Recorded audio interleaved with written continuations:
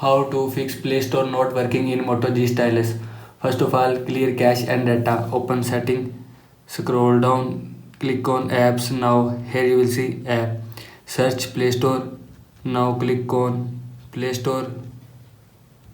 Scroll down, click on storage and cache.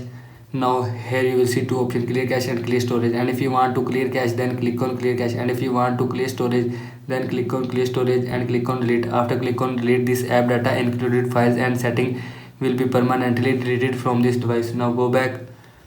After that, check internet. After check internet, restart device. Swipe down, open quick setting panel, click on power off icon and click on restart. After click on restart, restart your device. Now go back. After that, update all apps.